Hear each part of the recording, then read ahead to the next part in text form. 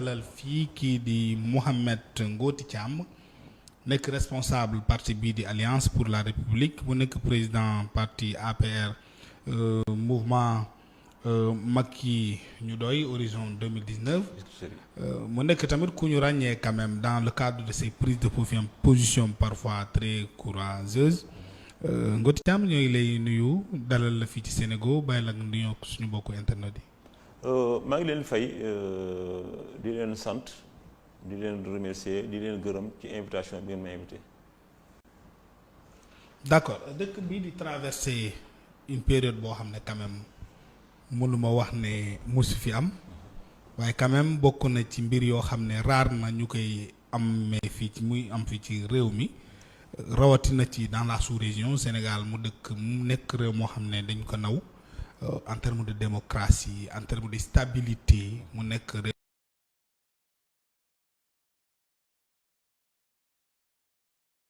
réew moo xam ne quand même ci li nga xam ne moom la ñuy gis ci télé yi di ko gis ci internet yi di ko dégg ci rajo yi mu gën a nuuru dëkk boo xam ne guerre la ko dëkkum jàmm ndax loolu tiitalu la. tiital na ma tiitalu ma parce que dama ne ci parti bi nekk suma alal moom ko bi yëf yi démarré dama def sortie alerte président xamal ko ni ko lii de fi mu jëm baaxul artu naa ko fi mu jëm baaxul monsieur le président tegal sa tànk ci dossier bi jël auteur ñu laa ko wax Sénégal gépp di ma dégg mais la ma ko waxoon tey dégguma moo waral te lii am mënoon na ñàkk Macky Sall mënoon na ko jéggi man leen rappeler anecdote Moustapha Niasse de kaaw Ousmane Tanor Dieng licence de pêche bi mu amee ñu gëstu ba xam ne lii ay luubal la ma Abdoulaye jël dossier jox ko justice càmbar ko ba xam ne dëgg la ñu ne ko Abdoulaye Wade dossier bii de soo ko yëngalee dana rax politique dana mel ne politique lay doon te su boobaa mën na yëngal réew mi Abdoulaye ni classé leen ma dossier bi pour jàmm réew mi mais Macky loolu la waroon def tey classé dossier bi ngir jàmm réew mi parce que il faut que moo wax parce que il est temps ñu wax parce que wax jot na. ñu taxaw foofu dossier boobu c'est l'état moo yëkkati woon benn dossier di ko toppee benn kii mais fii ñaari citoyen sénégalais ñoo nekk ci ginnaaw coow li yëpp. bu doon ñaari citoyen sénégalais rek la du am problème mais dafa am lu làq ci ginnaaw. pour dimbale Macky Sall li ma koy dimbalee man mooy wax dëgg vérité gi ni ko na arrêté dossier bi parce que dossier bi dafa am complot bu purement complot maanaam complot banditisme politique la dama ci am ay preuves leer nañ man bugguma wax parce que ci parti bi la bokk dama am droit réserve mais lii ñu def nii su ko arrêté wulee dana ko jural musiba bi nga xamante ni dana ko bett. da nga am preuve ne derrière le viol bi nga xam ne moom la Adji Sarr tuumal Ousmane Sonko beneen complot moo nekk ci ginnaaw. ñun APR ñoo nekk ci gannaaw dossier bi su Macky su ko neexoon dossier bi di sore parce que di début bi yëgu ko mais après yëg na ko bi mu ko yëgee xamul woon ni fii lay egsi boo ko xamoon dana ko arrêté mais actuellement nii dossier bi ñun APR ñoo nekk ci gannaaw dossier bi te dama ci xam lu leer nañ te li may wax gëm naa ko ñeme naa ko te mën naa ko justifier il faut ñu arrêter lii nañu arrêter lii ça ne marche pas dans ce pays baaxul nañ ko relaxer dossier bi dafa vide plus vide égale vide dara newul ci dossier bi dama lay wax lu wóor xam naa li may wax baax parce que Sénégal la comme ñëpp nee naa la réew mi ñi ma ëpp information bariwul. mais est-ce que bu doon dëgg la sax dara nekk ñoom ñoo nekk ci ginnaaw est-ce que yow it amoo droit de solidarité de parti. non solidarité de parti weesuwul ma def déclaration avant affaire di am ni Macky Sall arrêté lii ndax damay bañ li dal Gbagbo dal la te la ma nga waxoon tey li dal Gbagbo dalu ko de. mais lii ma gis nii li yàqu ci réew mi privé bi yàqule public bi yàqule état bi yàqule c'est des milliards ci affaire bu détail bu ndaw mën na ñàkk c'est honteux du dëgg du yoon jaaduwul nañu arrêté lii nañ ko arrêté man li may wax xam naa ko di lancer appel les juges nañu moytu ñun politiciens yi nañu moytu droit ak politique bokkul droit bokkul ak politique droit dafa am yoonu boppam politique nag mën nañu jaar suuf mën nañu jaar kaw nañu moytu politiciens yi parce que liñ leen di dugal liñ leen di dugal du baaxul ci réew mi baaxul ci même boo xoolee justice bi mais 95% des juges ànduñu ci lii mais le doyen Seck boo gisee bàyyi dossier bi mais xam nañ dossier du vide dafa naroon relaxer Ousmane Sonko da ko doon relaxer ñu xam ne dañ ko bëgg relaxer moo tax ñu nangu dossier bi ci moom c'est-à-dire complot bi dafa nekk li nga xam dafa terre à terre quoi xam nga terre à terre la complot bi dafa terre à terre dafa ñàkk fayda dal dafa nekk lu xaleel li nga xamante ni état warul complot bii les socialistes daan nañu complot ba rey ay nit sax mais kenn daaw ko xam élection dëpp nañu ci élection ba tàyyi arrêté ay leader politique kenn mosu ko xam mais complot dafa sal dafa leer Sénégal dañu intelligent parce que léegi boo xoolee année 60 ak tey bokkul te jeunesse bi dañuy yow portable communication ku ne sa biir kër yaa ngi am communication yaa ngi xam lu xew ci monde bi kon il faut ñu intelligence xam ni lii mais lii dafa mais lii dafa. mais ni ngay waxee nii da ngay yàqal APR wala da nga leen bëgg a yàq wala. non dama leen bëgg dimbali gi mooy. mais est-ce que mën na waroon dem wax leen ko ñoom directement. non ci biir saal yi mais man par téléphone par lettre écrite. mais suñu ma ibbiloon sama bunt suñu ma ibbiloon seen bunt bu ma Macky déglu woon man du egsi fii wallahi su ma déglu woon du egsi fii parce que parti bi laa gëm. sama alal la du ma bëgguma ñu sànq parti bi parce que parti bi ñu ko sànq ñun ñoo perte. te parti bi war na fi def 30 ans 50 ans est-ce que ne ko di xeex président Macky Sall quand même mi nga xam ne nee na ne mbirum privé la rek. yoonam ne non c'est pas vrai du affaire privé sur le privé du egsi fii ñun APR ñoo làq ci gannaaw dossier bi te xoolal gars yi dimbale ñu ko ah. waa APR. kenn dimbalewu ko fii ne ñëpp a ko seetaan. du tax loolu. mais ndaka jekk fu mu mas a amee problème APR xam lan la ñu wax nañ ko bàyyee ak yëfam parce que respecté wuñu faale wuñu. waa APR seen bopp. ñi gën a jege Macky Sall laa wax man la tey jii billaahi barki alxuraan. ñoom Seydou Gueye. li ñuy wax Macky Sall. bu ko déggoo dama la mas nga gis fan nga gis. ci ñoom Kassé. non déglu ma fan nga gis ci presse bi nga gis ko am personnalité am fula ci parti bi. taxaw di défendre Macky Sall wax ma ko kan la. mais nee nañ noppi parce que c'est une affaire. waxuma lii de même burul lii lu jiitu lii su problème ma am ci parti bi kenn parce que dégg ku taxaw di défendre Macky Sall amul parce que dañu mer parce que dafa jël teraanga ji jël ay noonam jox leen ko. woy teraanga ji yëpp ci politique te APR am nañu borom xam-xam man ku ma ëpp xalaat ci réew mi amul mais tey boo xoolee ñi ko doon saaga démb di ko menacer di ko toroxal ñooñu la jël tey jox leen ay responsabilités. moo tax parti bi ñëpp croiser le bras parce que dañoo kontaan nañu. mais est-ce que yow tamit bokkoo ci ñuy frustré moo tax. non man li ma mas a gëm wax naa leen ko man li may am Serigne Touba ma koy jox du Macky Sall li may am Serigne Touba ma koy jox te bu jotee na ma ko jox parti li ma ci war rek maa ngi koy def man maay dundal parti bi sama alal laa jël di ko def ci parti bi ba Macky Sall bind ma lettre man Mahmoud Saleh moo ko signé di ma gërëm ci sama engagement ci parti bi yamul ci loolu. mu recommandé man day bind ko sama la conseil spécial du président mu recevoir ma palais ni ma président ne dégg na la yaa ngi koy dimbali yaa ngi koy jàppale dina la jox responsabilité te boobaa yu yàgg na te laajuma ko responsabilité taxul may politique déedéet. jëloon nga wala jëloo. moom maa ngi leen doon xaar mais problème bi du question ay responsabilité politique déedéet ndax maa ngi sant yàlla man fii nii sama activité personnelle laa yor te maa ngi ciy teral sama bopp di ci dimbali nit ñi man awma problème ay poste est-ce que poste man arrangé na ma man non maa ngi sant yàlla mais nag parti bi moo ma intéressé luy sacrifier parti moo ma intéressé moom lay taxaw te lii ñu gis nii ku mel ne Moustapha Niasse dimbali ko. waaw moom mais parce que dégguñu ko ba léegi. ci mais Moustapha Niasse c'est un lâche. buggul Macky Sall. su ko bëggoon en tant que charge ànd ak Abdou Diouf. ànd ak Abdoulaye Wade ànd ak Macky Sall su dossier bi du gis ci assemblée. am na information war na ko woo ba mu ñëw mun ko monsieur le président dossier bi baaxul day taal réew mi su ko waxoon loolu Macky Sall xam naa da koy bàyyi te boobaa lii du am tey lii c'est une grande perte pour le pays te mën na ñàkk même discours Antoine barki démb man bi nee le veille Antoine di wax laa ni sama xel laa ni man am naa problème parce que Antoine warul wax le président seul. mais moo nekk ci ginnaaw les forces de l'ordre. mais ni mu communiqué mais ni mu communiqué baaxul. réew da nga koy xam gis nga Sénégal dafa am réalité bi ci nekk. il faut nga xam ne Sénégal dafa am réalité spéciale.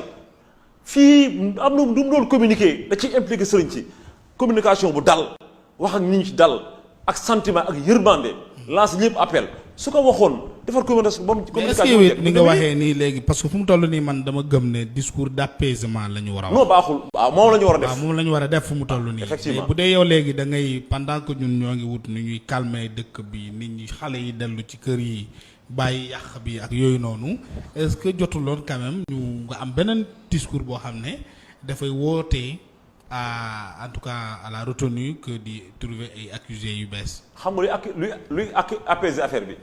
gis nga nit ñi il faut ñu ñeme dëgg. dëgg ak fen du ñu mës a ànd.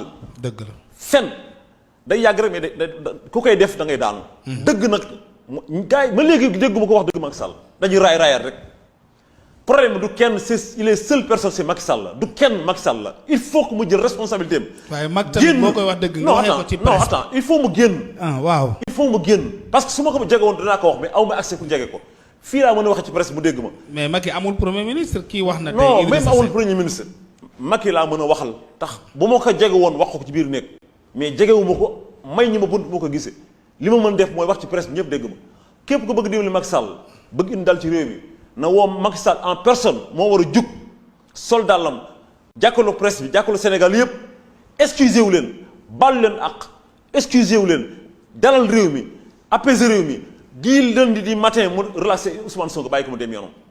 lii ma indi jàmm su ko bàyyiwul di lundi ñoo koy chargé nag su ko bàyyiwul lundi lu ne mën na am ci réew mi te ñaanuma ko yàlla souhaité wu ma réew mi am dal. yow da nga bëgg mu bàyyi Ousmane Sonko mu na ko bàyyi dossier bi dafa vide. man li ma la wax xam naa ko man li may wax ragaluma ko appel à l'insurrection bi nag léegi bu ñu teg ci dama ne la dafa vide ñoo provoqué lépp viol lañu ko doon toppee nañ yem ci viol bi mais parce que xam nañ dossier dafa vide fi ñu ko bëgg duwalaat mooy indi coow li nañ indi jàmm ci réew mi dafa soxla jàmm.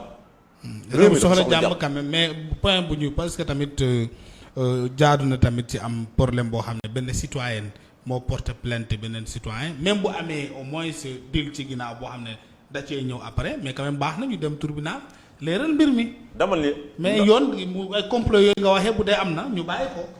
dama ne la waaye plainte bi moom na dem tribunal. li may wax nii. yàllaa ma tiim yàllaa ma gënal ñëpp moo ma bind moo ma sàkk ma judd moo may faat yàlla képp la ragal ci li may wax nii. dossier bi complot purement politique la banditisme politique la. Idrissa Seck léegi la doon wax tey jii wax na mooy tey ci samedi nee na président Macky Sall amul jot jël benn nit yóbbu ko ci salon bu ñuy woowee Sweet Beauty ba ay activités yu sordide di ko fa fekk nee na Macky Sall tal liggéey la tal. non Macky Sall talul lool. talul liggéey. talul affaire détails yi.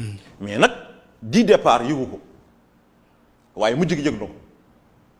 te bu mu ko yëgee li waroon def mooy tegle lépp suuf mais am na dossier signalé Wade moo ko teg ci loxoom mais rapport UG yi Cour des comptes mi ngi nii mais moo teg loxoom pour jàmm mais lii moo priorité ndax lii ay détails la rapport yi la ñu waroon attaqué Matar Cissé c'est mon ami mais Matar Cissé yoon da ko tuumal ñu wàccee ko ndax ay signature parce que signature yi ci la détournement yi di am.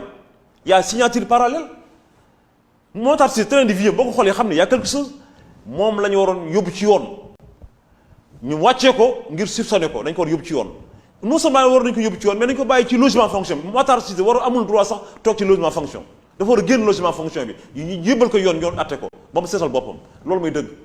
Siré Dia Cour des comptes da ko impliqué nañ ko topp bu nekkoon kurdu dañ ko topp. Cheikh Omar dañ ko topp ak les autres ay détournements yu mucc ay bi nga xamante ni li ma ci xam sax du ma ko wax mais loolu moo doon priorité bi pour seetal protéger alal réew mi mais pas ay détails yu ñàkk fayda yi nga xamante ni ay kilifa ñoo ne ci gannaaw di ko manipuler c'est pas sérieux c'est honte ñaaw na te du ma ci am de lii nii nañ ko teg ci suuf nañ teg li ci suuf ndax bàyyiwuma affaire bi nañ ko teg ci suuf. d'accord ñëpp liggéey. ban message nga am léegi pour xale yi nga xam ne ñoo ngi ci mbedd mi di sàcc di toj di yàq di agressé am na kenn koo xam ne dañ ko jamati paax ba mu dee ñaari agresseur ñoo ko sekkoon pour que quand même force de l'ordre yi tamit mën na dellu ci seen casernes yi ñoom xale yi ñu mën na nekk dellu ci école yi di dem jàngi ban message nga am ci loolu. benn message la am benn message li jàll li weesu jàll na du ma ci waxaat. benn message lay wax. Macky Sall na xëy demain matin woo journaliste yëpp wax ak sénégalais yi jéggalu leen. wala mu dem RTS. ndax moom mooy responsabilité lépp ndax mu jiite réew mi na wax ak sénégalais yi baalu leen ak jéggalu leen jéggalu sëriñ si bàyyi Ousmane Sonko bu ñibbi Sénégal avancé man loolu laa gëm. lu bu defee leneen lu lool rek billaahi lazi laa ilaaha illallaah lu ne mën naa am ci réew mi te ñaan ñoo ko yàlla man jàmm lay ñaan ndax jàmm ma jig ndax bu réew mi tàkkee man may perte man kenn du perte may perte ndax ëllëgu réew mi sama loxo lay nekk kon jàmm réew mi man la intéressé ci laay xëy ci laay gont.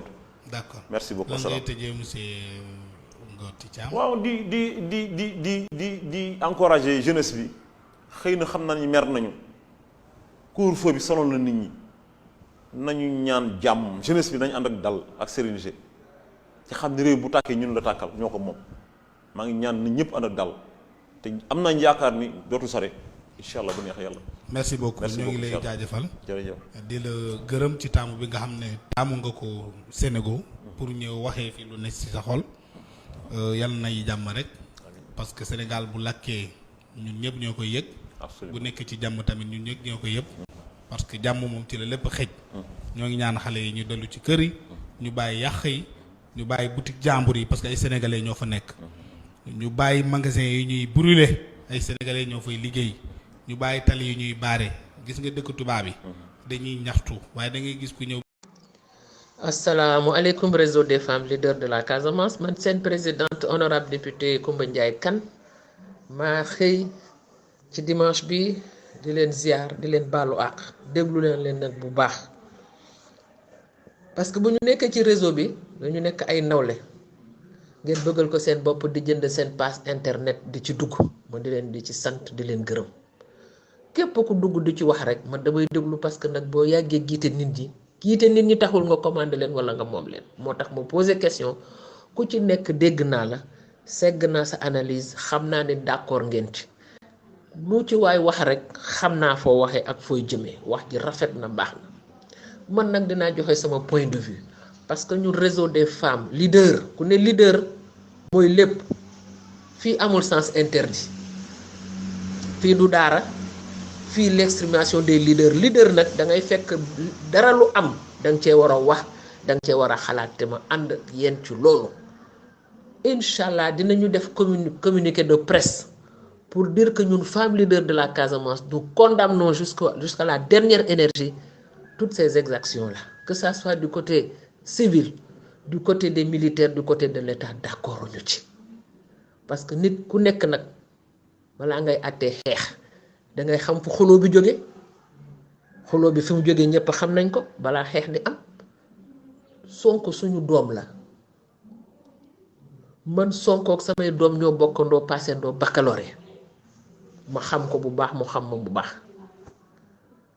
bu dul dara sax deret la bu dul dara sax ñàkkal néewal ko doole taxul da nga ànd ak man ñëpp xam nañ ne APR laa te ba may wax ak yow maa ngi ci APR génnuma ci tey génnuma ci ëllëg mais taxul ba li xam ne man tey jii sama président wu parti waxuma président de la république président parti di Macky Sall li mu def laa la wax ànduma ci tey ànduma ci ëllëg te bu ma demoon jàkkaarloo moom dinaa ko wax te yow Aïda Tunkan yow mi ma xam-xam ne man lu ma gëm laay wax parce que gannaaw yàlla nag ak yonente ba ak Cheikh ak samay ñaari waajur ñoom laa gëm yàlla ñaanuma yàlla di wax loo xam ne gëmuma ko ñaanuma yàlla bañ a wax nit pour yaakaar dara ci moom man yàlla laa yaakaar yàlla ma suturaal alhamdulillahi rabbil alamin maa ngi sant yàlla man nekk député ñàkk koo nekk ak def ma wàññiwul dara tubaar fa kàllaam macha allah ay da xam nga fi may waxee maa ngi sant yàlla bu baax di sant samay ñaari waajur di sant Cheikh Ahmed Tidiane Chérif radiyallahu taala anhu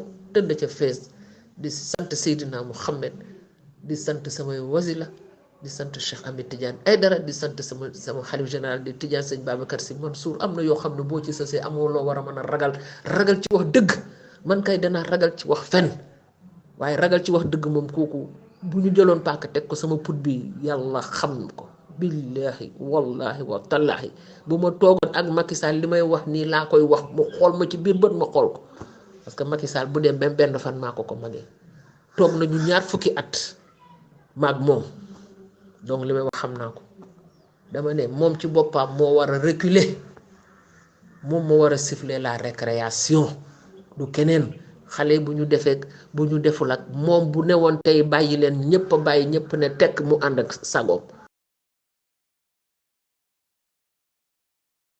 démb kooku nag moom dafa yokk xar bi karaw parce que boo demee ba yow ministre de l'intérieur ñu dénk la suñu ndombu tànk amoo dara looy wax di fi indi ay affaire de terroriste waxu terroriste sax moo amul yoon ci Sénégal parce que ñun yàlla musal nañu lépp lu dem ci terroriste ñun amu fi yow ministre de l'intérieur ak sa ñàkk jàng ak sa ñàkk teggin ak sa ñàkk expérience yor sa journal naan ay terroriste ay nangam ay chef d'inculpation yow kooku ma nga ci hôpital yow yaa koy inculpé en tant que ministre de l'intérieur après ministre de l'intérieur mais c'est un sénégalais titre boobu ana ñu fi gënoon a nekk ministre de ana ñoom Aly Ngouille Ndiaye amul lu mu fi deful kenn tuddatu ko te moom moomu kenn dootu ko tuddati donc yëf yi moom bu ñu sifflé wu récréation wallahi fu muy mujjee du neex kenn surtout ñoom ñi nga xam ne nag ñoo yor seeni ndombol tànk di ndaataa talax di def lu leen neex nit ñi boo gisee ñu mer dafa fekk ne lii dañ ko denc lu yàgg du affaire Sonko rek